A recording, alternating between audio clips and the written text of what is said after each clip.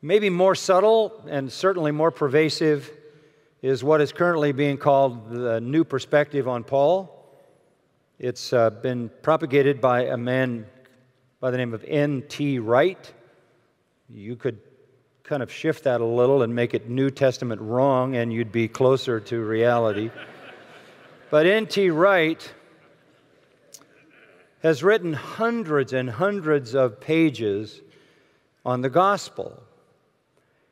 And the more you read of it, the less you understand what he affirms. It is confusing, it is ambiguous, it is contradictory, it is obfuscation of the highest level, academic sleight of hand. But while I cannot figure out what it is that he does believe, even after hundreds of pages, it is crystal clear what he does not believe. More recently, he's written a book, The Day the Revolution Began.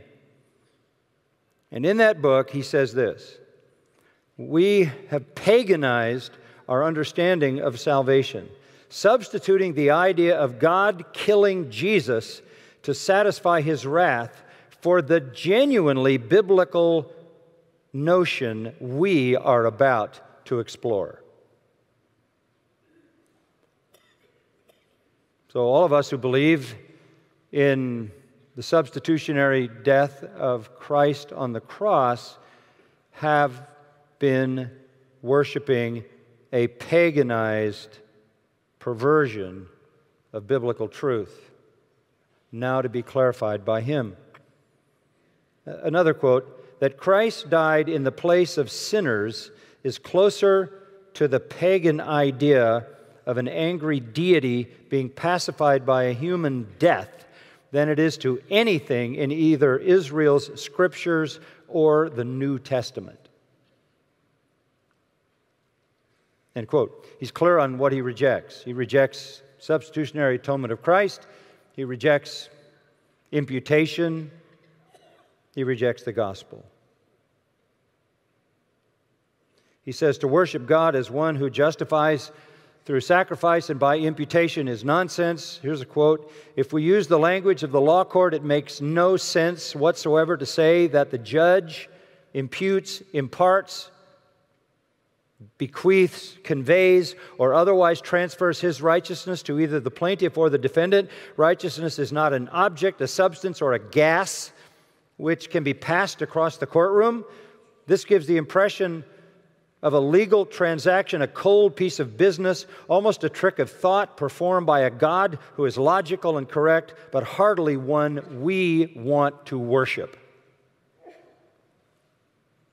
Christianity Today identified him as one of the 5 most significant Christian theologians of our day.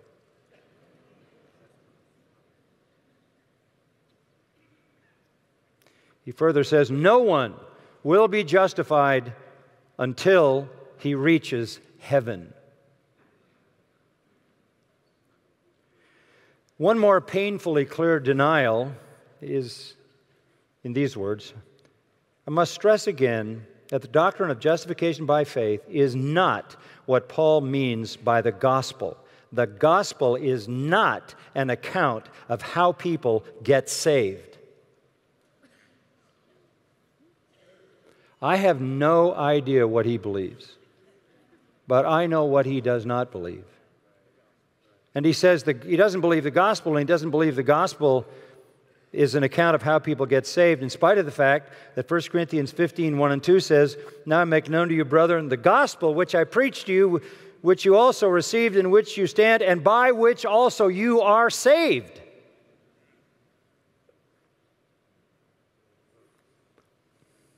N T Wright has just piled up high-sounding words raised up against the knowledge of God, to be smashed by the truth.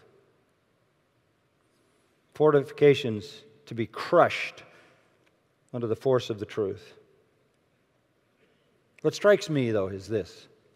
Here's a man, and those who follow him, who seem to have no angst about their heresy, who seem more than content to offer themselves as the ones who have arrived at the solution 2,000 years after the New Testament, and who are happy to propagate it as far and wide as they can, lay down their head on the pillow at night and go to sleep.